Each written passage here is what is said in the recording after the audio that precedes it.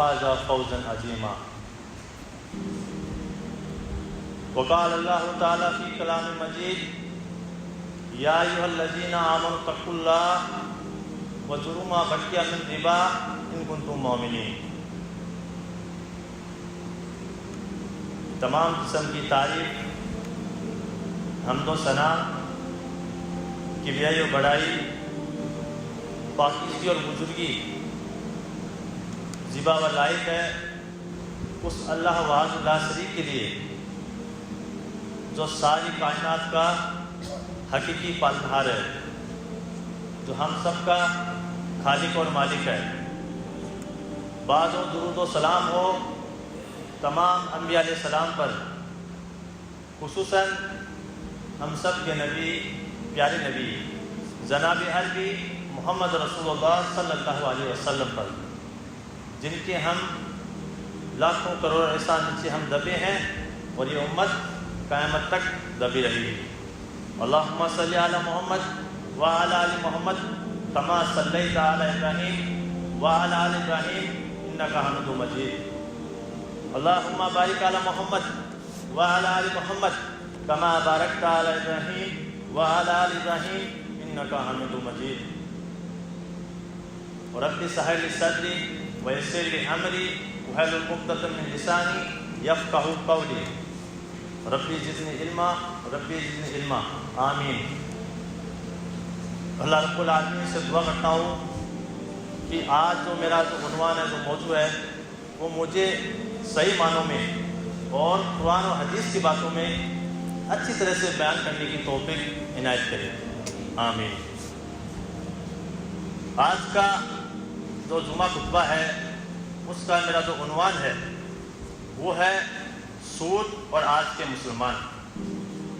سن کر عجیب لگ رہا ہوگا، لیکن اس کے بارے میں قرآن و حدیث میں آپ کو بیان کروں گا تو پتہ چلے گا کہ یہ کتنا بڑا سنگین جرم ہے، اور آج کے مسلمانوں نے، ہم لوگوں نے اس چیز کو عام کر رکھا ہے۔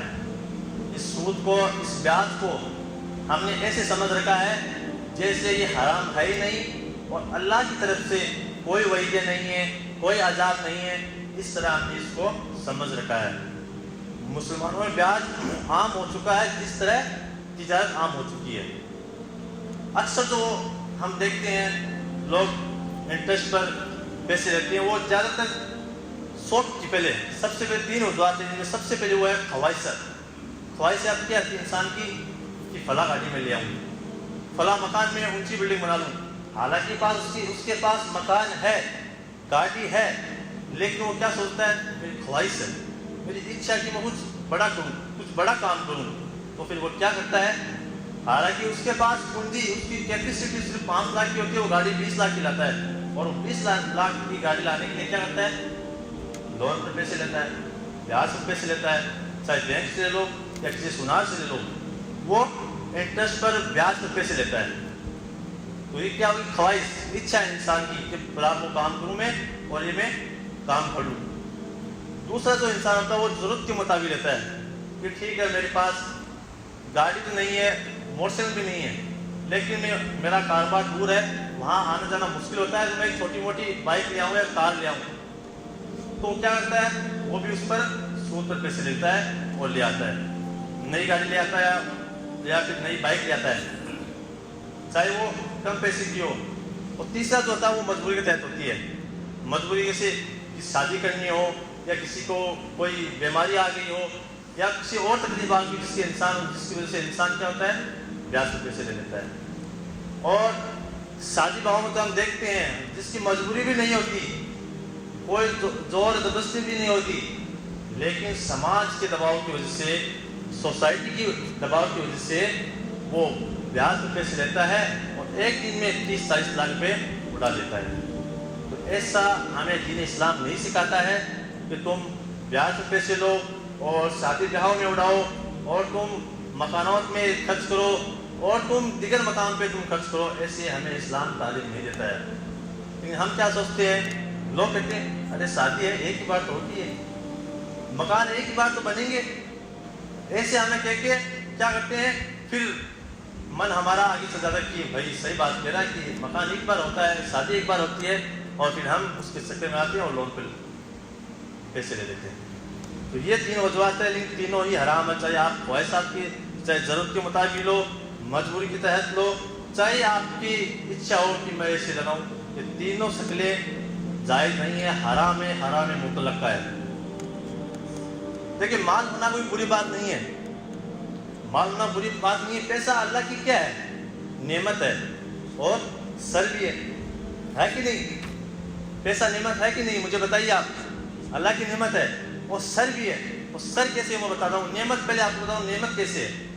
اللہ نے آپ کو پیسے دیے، اللہ نے آپ کو خوب پیسے سے نوازا، آپ اس پیسے کو اللہ کی راہ میں خرچ کیا، آپ نے صدقہ خیرات کی، بیواؤں کی مدد کی، مسکینوں کی مدد کی، ہر اس انسان کی مدد کی جس کو پیسے کی ضرورت تھی اور جس کے پاس پیسہ نہ تھا، تو وہ اللہ کی نعمت کا آپ نے فائدہ اٹھایا، اور آپ کو وہ پیسہ فائدہ دے گا انشاءاللہ قیامت کے دن، کیونکہ اللہ کسی کا بھی اجر ضائع نہیں کرے گا۔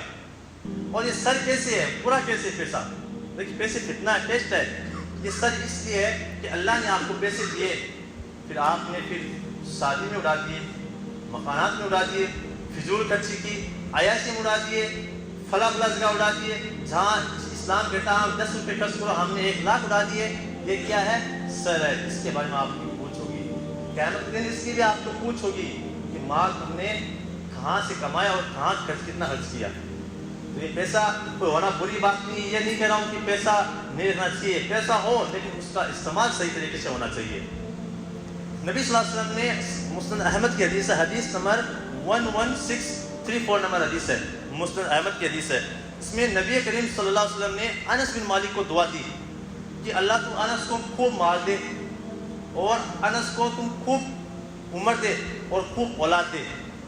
تو اللہ تعالیٰ نے نبی صلی اللہ علیہ وسلم کی دعا قبول کی، اور انس رضی اللہ تعالیٰ عنہ کو 110 سال عمر ہوئی، وہ 110 سال جیے، اور اللہ تبارک و تعالیٰ نے ان کو تقریباً 80 بیٹا پوتا پوتی دیے، اور مدینے میں وہ سب لگ بھگ مالداروں میں ان کا شمار تھا۔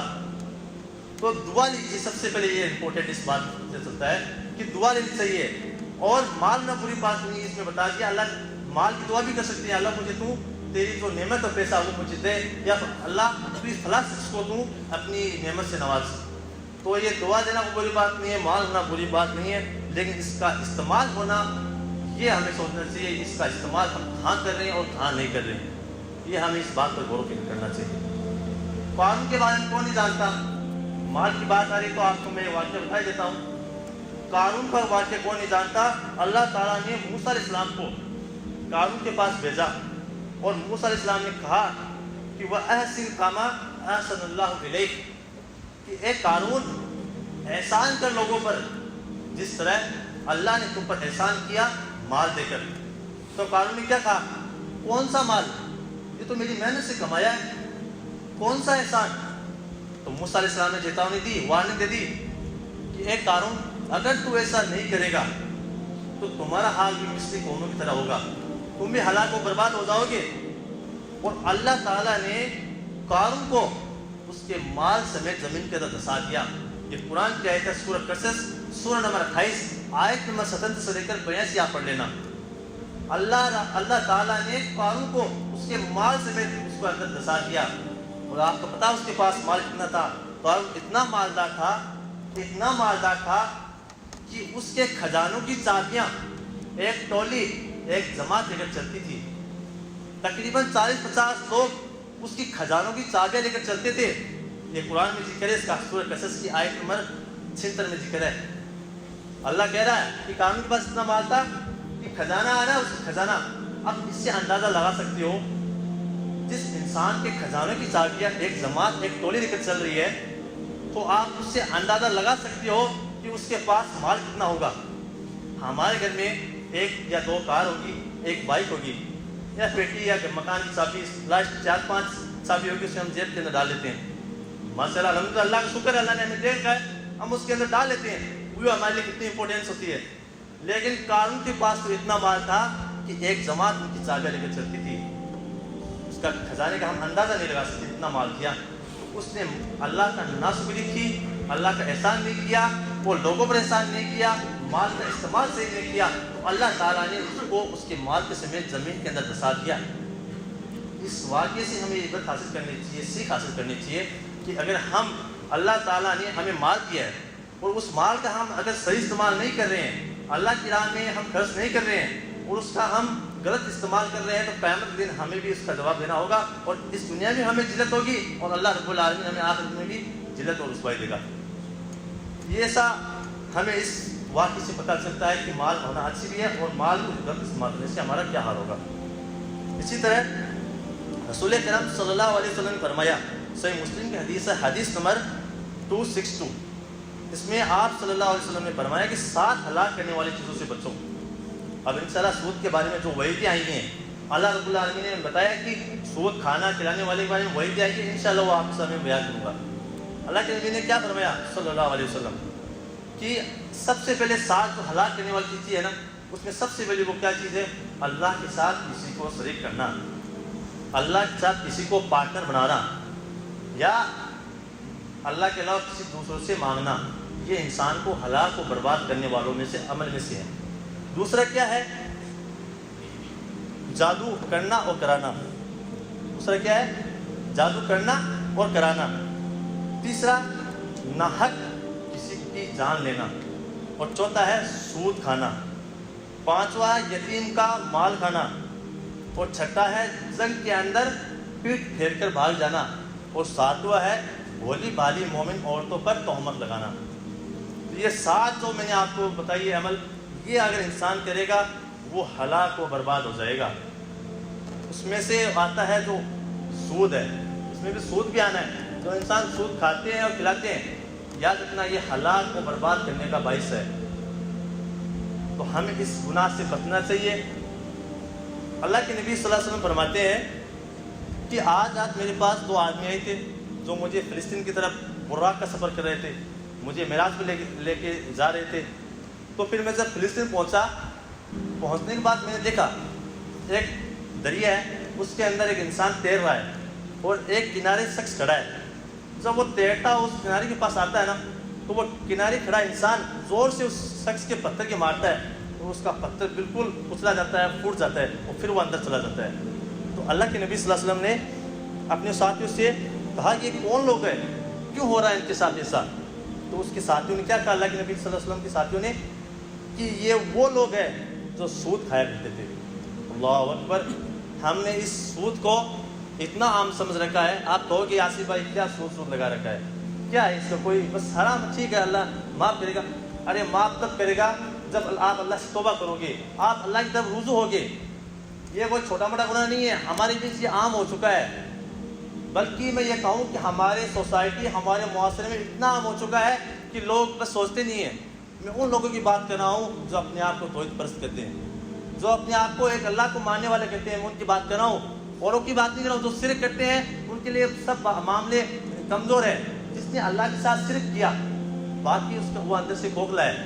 یعنی سب سے بڑا اسلامی گناہ کیا ہے، میں آپ سے پوچھوں گا کیا ہے؟ اللہ کے ساتھ شرک کرنا۔ جس نے اللہ کے ساتھ شرک کر لیا، اس کے بعد میں اس کے جو نیچے والے گناہ اس کے لیے کوئی معنی نہیں رکھتا، وہ اندر سے انسان کھوکھلا ہو جاتا ہے۔ تو یہ میں بات کس کے لیے کہہ رہا ہوں؟ جو اپنے آپ کو توحید پرست کرتے ہیں، جو ایک اللہ کو مانتے ہیں، اس کے بارے میں بتا رہا ہوں۔ یہ وہ لوگ ہیں جو اپنے آپ کو توحید پرست کرتے ہیں اور کہتے ہیں اتنا بڑا گناہ نہیں۔ اتنی وعیدیں آئی ہیں، انشاءاللہ آگے میں قرآن کی آیتیں کے ساتھ آپ کو میں بتاؤں گا کہ اللہ رب العالمین نے سود کھانے اور کھلانے والے میں کیا کیا عذاب تیار کر رکھا ہے قیامت کے دن۔ اس صحیح بخاری کی حدیث سے جو میں نے آپ کو بتائی ہے، حدیث نمبر 2085۔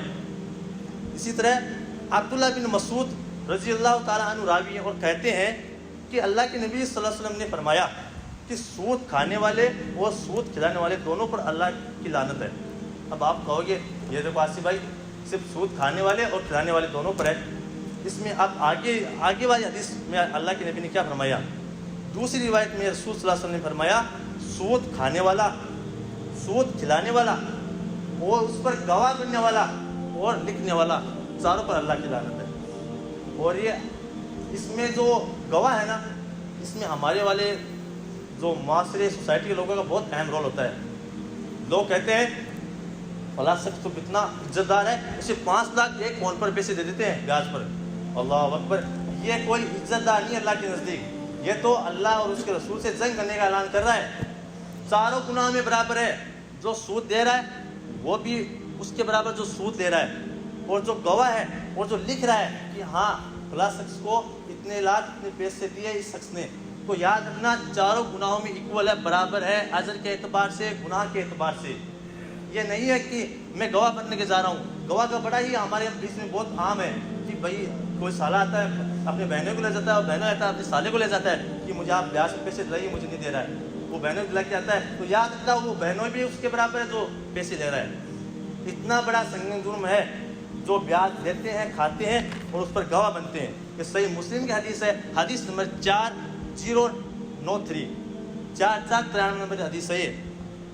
ابو ہریرہ رضی اللہ تعالیٰ عنہ فرماتے ہیں 4 آدمیوں پر اللہ کا حق ہے، یہ رائٹ ہے کہ وہ ہرگز اللہ رب العالمین انہیں جنت میں داخل نہیں کرے گا. جس طرح ایک فیکٹری کا مالک ہوتا ہے نا کہ وہ جس کو اس کا حق ہوتا ہے کہ کس کو نوکری پر رکھنا ہے اور کس کو نوکری پر نہیں رکھنا ہے، اسی طرح اللہ کا پورا حق ہے کہ 4 آدمیوں کو اللہ رب العالمین جنت میں داخل نہیں کرے گا. یہ صحیح حاکم کی روایت ہے، حدیث نمبر 2259 نمبر حدیث ہے. اس میں 4 آدمی کون سے؟ سب سے پہلا جو انسان آتا ہے وہ ہمیشہ شراب پینے والا. ہمیشہ شراب پینے والے پر اللہ کا حق ہے کہ اسے کبھی بھی جنت میں اللہ رب العالمین داخل نہیں کرے گا. دوسرا جو ہے سود خور کو بھی اللہ رب العالمین کا پورا حق ہے کہ انہیں جنت میں داخل نہیں کرے گا. تیسرا یتیم کا ناحق مال کھانے والا، غریبوں کا، مسکینوں جو مال کھاتے ہیں، یتیم ہوتے ہیں، ان پر اللہ کا پورا حق ہے کہ اللہ انہیں کبھی جنت میں داخل نہیں کرے گا. اور چوتھا ہے اپنے والدین پر خرچ نہ کرنا اور اپنی جائیداد سے نکال دینا. یعنی ماں باپ کو رکھتا ہے لیکن اپنی جائیداد سے یا اپنی کمائی ہوئی محنت سے اپنے ماں باپ کے اوپر خرچ نہیں کرتا، اپنے ماں باپ کے اوپر پیسے نہیں لگاتا. تو اللہ رب العالمین کا ان 4 لوگوں پر پورا حق ہے، رائٹس ہے کہ انہیں کبھی جنت میں داخل نہیں کرے گا. اس میں ایک آپ کو میں نے جو بتایا سود خور بھی آیا ہے.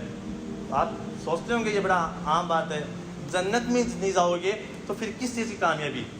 قرآن میں اللہ نے کیا کہا سورہ عمران میں کہ وہ شخص بہت بڑی کامیاب پا گیا جو جہنم سے بچ گیا اور جنت میں داخل ہو گیا. تو کامیابی یہاں ہے یا آخرت میں؟ مجھے آپ بتائیے. عقل مند انسان کون ہے؟ اللہ کے نبی نے کیا فرمایا کہ سب سے عقل مند انسان وہ ہے جو اپنی مرنے کی تیاری پہلے کرے. تو کامیاب آپ یہاں ہو جاؤ گے لوگوں کی نظر میں، لیکن اللہ کی نظر میں آپ کامیاب نہیں ہوگے، آخرت میں آپ کامیاب نہیں ہوگے. یہ اللہ کا حق ہے کہ ان 4 لوگوں کو اللہ رب العالمین جنت میں داخل کرے گا. اسی طرح پھر دوسرے حاکم کی روایت ہے، اس میں نبی کریم صلی اللہ علیہ وسلم فرماتے ہیں کہ سود کے 73 درجے ہیں. یعنی سود کے اگر گناہ کے اگر ہم 1 2 3 سے اسٹیپ گنے تو 73 درجے ہیں. اس 73 درجوں میں سب سے جو نچلا درجہ ہے وہ اپنی ماں کے ساتھ، سگی ماں کے ساتھ زنا کرنے کے برابر ہے. اللہ اکبر. ابھی بھی ہے کیا چھوٹا موٹا گناہ لگ رہا ہے آپ کو؟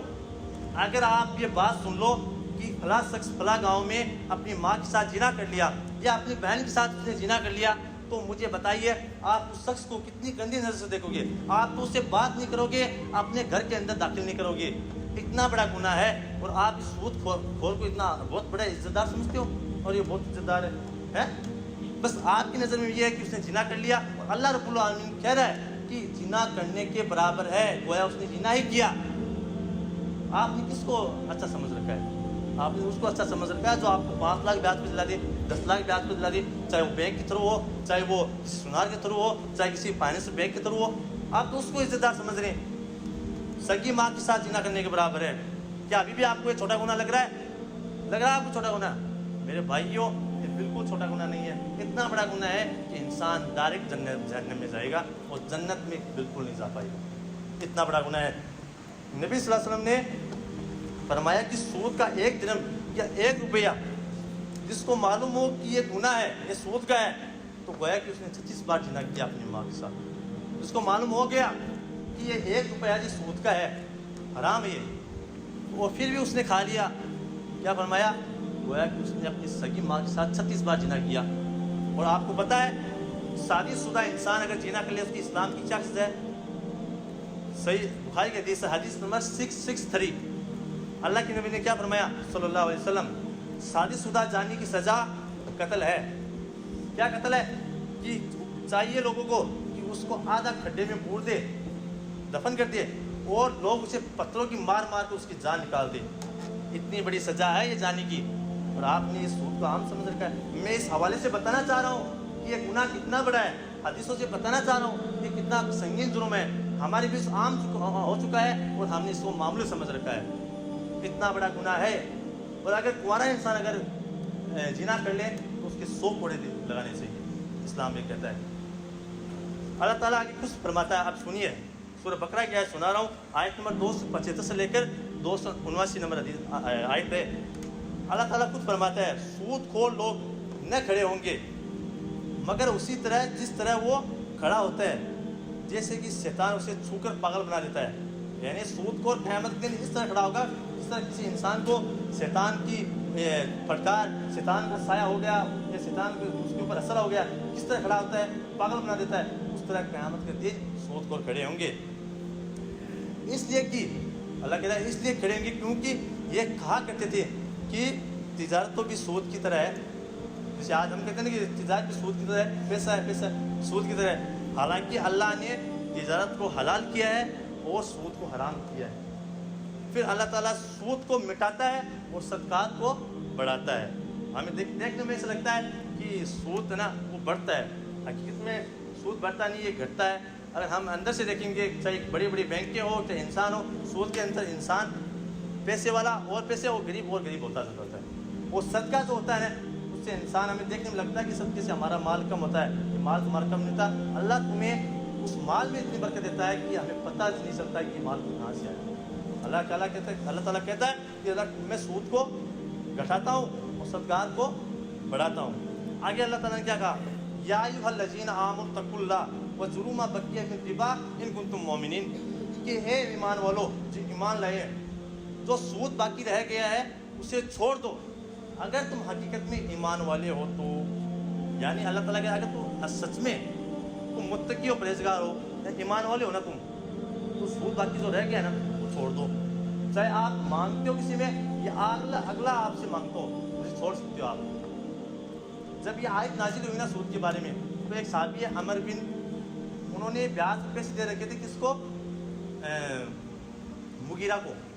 تو پھر مغیرہ نے، پھر عمر نے پھر بیاج طلب کیا کہ مغیرہ میرا بیاج دو مجھے۔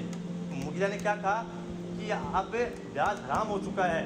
اللہ اس وقت مکہ کے جو نائب تھے انہوں نے خط لکھا اللہ کے نبی صلی اللہ علیہ وسلم کو مدینہ میں، کہا کہ یہ آیت نازل ہوئی ہے تو لوگ سود مانگ رہے ہیں، تو اللہ کے نبی نے کہا کہ آیت نازل ہو گئی ہے، اب سود دینا اور دینا حرام ہے۔ تو پھر اس جو صحابی جو عمر بن، انہوں نے رجوع کر لیا، توبہ کر لی، اور نہ سود لیا نہ وقت دیا، جہاں کے جہاں وہ رہ گئے۔ اگر آپ میں ہمت ہے کہ ابھی بھی آپ پیسے لے رکھے ہو سود پر، تو آپ مت دو۔ سب سے اللہ کہتا ہے اگر تم سچ کو ایمان والے ہو تو۔ پھر اللہ نے آگے کیا کہا، اگر ایسا نہیں کرو گے، یعنی تم سود نہیں چھوڑو گے، لینا دینا یہ تمہارا چلتا رہے گا، نہیں چھوڑو گے، تو اللہ اور اس کے رسول سے جنگ کرنے کے لیے تیار ہو جاؤ۔ اللہ اکبر، کس سے جنگ ہو رہی ہے سود کے بارے میں؟ اگر کسی انسان سے ہوتی یا کسی فردن سے، کسی جماعت سے ہوتی تو مان لیتے، مقابلہ کر بھی لیتے۔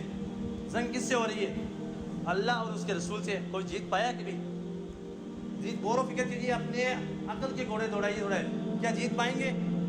تو پھر تم کیسے سود پہ پیسے دیتے ہو؟ اللہ اور اس کے رسول سے جنگ کر رہے ہیں ہم۔ اللہ کہہ رہا ہے کہ جنگ کرنے کے لیے تیار ہو جاؤ، اور ہم تیار ہوتے ہیں ہمیشہ۔ کوئی شادی آتی ہے تو ہم تیار ہو جاتے ہیں سود پیسے لے کے، یا کوئی فنکشن آتا ہو جاتے ہیں تیار، باہر جاتے ہیں بیاج پہ پیسے لے کے چلے جاتے ہیں، اور ہم دعویٰ کرتے ہیں کہ ٹھیک ہم ایمان والے ہیں۔ حقیقت میں ایمان والے وہ لوگ نہیں ہیں جو اللہ اور اس کے رسول کی بات کا انکار کرے، اور جو قرآن و حدیث کی بات کو الگ رکھے اور اپنی باتوں کو، اپنی نفسیات کی باتوں کو مانے۔ پھر اللہ نے آگے کیا کہا کہ تم نے اگر توبہ کر لی، سود کھا لیا ٹھیک ہے، پھر اگر تم نے توبہ کر لی تو تمہارا اصل مال تمہارا ہی ہے، نہ تم ظلم کرو اور نہ تم پر ظلم کیا جائے۔ یعنی تم نے کسی کو بیاج دے رکھا ہے تو پھر جو صغیر رقم ہے وہ تو لے لو اور بیاج نہ لو، اور جس نے تمہیں بیاج دے رکھا اس سے بیاج مت لو، نہ تو تم پر ظلم ہوگا نہ تم پر ظلم، نہ اس پر ظلم کیا جائے گا۔ اور توبہ کرنے والا سب سے بہترین انسان اللہ کے نزدیک۔ اللہ نے کیا کہا، ان اللہ یحب التوابین ویحب المتطہرین، بے شک اللہ توبہ کرنے والوں کو اور توبہ کرنے والوں کو پسند کرتا ہے۔ تو انسان توبہ تو کبھی بھی کر سکتا ہے، اور آج بھی ہمیں ٹھان لے کہ اللہ ہمیں معاف کر دے کہ ہم نے جو لیا ہے وہ ہمارا لا علم کی وجہ ہو یا جہالت کی وجہ سے ہو جو بھی ہے، اللہ سے گڑ گڑا کے سچے دل سے توبہ کر لو۔ اللہ کہتا ہے کہ تم اگر سچے دل سے توبہ کرو گے تو میں تمہیں معاف کر دوں گا اور ایسی جنت میں داخل کروں گا جس کے نیچے سے نہریں بہ رہی ہوں گی، جس کے نیچے سے نہریں بہ رہی ہوں گی۔ اللہ یہ کہتا ہے تو ہم توبہ کر لیں گے کہ جو بھی ہم سے گناہ ہوا ہے، چاہے سود ہو چاہے اور ہو، تو اللہ بے شک بڑا ہی غفور و رحیم ہے، وہ بڑا ہی معاف کرنے والا ہے۔ تو یہ آیت اتری تھی نا جو اللہ اور رسول کی جنگ کرنے کے اعلان کے بارے میں، اس کے متعلق جو آیت اتری تھی اس کے بارے میں عباس ہے نا، عباس رضی اللہ تعالیٰ عنہ کا قول ہے کہ اسلامک ملک میں جو انسان بیاج دینا نہ چھوڑے تو حکومت کو چاہیے کہ اس سے توبہ کروائے۔ اسلامک ملک میں جو انسان بیاج دینا نہ چھوڑے تو حکومت کو چاہیے اس سے توبہ کرائے۔ اگر وہ توبہ نہ کرے تو اس کی گردن کاٹ دی جائے۔ یہ ہے اسلام کا حکم، نبی صلی اللہ علیہ وسلم قول نہیں ہے، عباس رضی اللہ عنہ قول ہے کہ ہے تو صحابی کی بات ماننا بھی ہمارے لیے ضروری ہے کہ اسلامک ملک میں حکم کو، حکمران کو یہ چاہیے سب سے پہلے توبہ کرے، اگر وہ توبہ نہ کرے اس کی گردن کاٹ دی جائے۔ یہ آپ تفسیر ابن کثیر میں آپ دیکھ سکتے ہیں، اس کو آپ پورا واقعہ آپ کو مل جائے گا۔ وہ سود کیا ہے اس کے بارے میں آپ کو بتا دیتا ہوں۔ حضرت علی رضی اللہ تعالیٰ عنہ کا قول ہے کہ کل قرض ذرہ منفعت فهو ربا، کہ ہر وہ قرض جو نفع ہی نفع لائے وہ سود ہے۔ اس میں آپ کی نہ کوئی محنت ہے نہ کوئی اور ہے، بس آپ نے سالانہ 10% 12% آپ لے رہے ہیں، وہ سود ہے، بیاج ہے، حرام مطلق کا ہے، بالکل حرام ہے۔ اس کی آپ کی کوئی محنت نہیں ہے، کوئی اور نہیں ہے، آپ نے مہینے کے یا سال کے 10 یا 12% لے رہے ہیں، وہ سود ہے، حرام ہے، حرام مطلق کا ہے۔ زنا سے سینکڑوں گنا ہے، شراب سے سینکڑوں ہزاروں گنا حرام ہے، شراب سے ہزاروں گنا حرام ہے۔ یہ اتنا بڑا گناہ ہے اور ہم نے ایسا سوچ رکھا ہے بہت چھوٹا گناہ ہے۔ رسول صلی اللہ علیہ وسلم نے فرمایا کہ لوگوں پر ایک زمانہ ایسا آئے گا اس میں لوگ اس بات کی پرواہ نہیں کریں گے اس کے پاس جو مال آ رہا ہے حلال طریقے سے آ رہا ہے یا حرام طریقے سے آ رہا ہے۔ یہ دھیرے وہ زمانہ اللہ کے نبی صلی اللہ علیہ وسلم کی بات سچ ہوگی اور سچ ہوتی جائے گی، وہ کہ لوگ ایسا زمانہ آئے گا وہ لوگ پرواہ نہیں کریں گے میرے پاس مال ہے وہ حلال طریقے سے ہے یا حرام طریقے سے۔